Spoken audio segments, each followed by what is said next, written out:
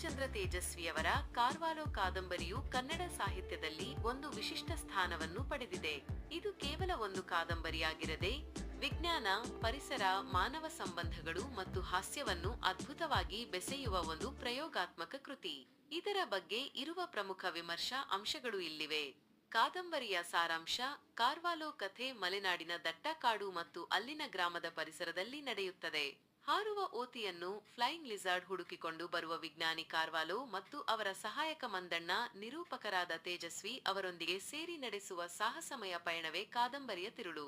ಇದರಲ್ಲಿ Mandanna, para, kiwi, ಎಂಟ, ಕರಿಯಪ್ಪ, ಪ್ರಭಾಕರ ಮುಂತಾದ ಪಾತ್ರಗಳು ಪ್ರಮುಖವಾಗಿದ್ದು, ಅವರ ನಡುವಿನ ಸಂಭಾಷಣೆಗಳು, ಹಾಸ್ಯ ಪ್ರಸಂಗಗಳು ಕಾದಂಬರಿಯನ್ನು ಜೀವಂತವಾಗಿರಿಸುತ್ತವೆ.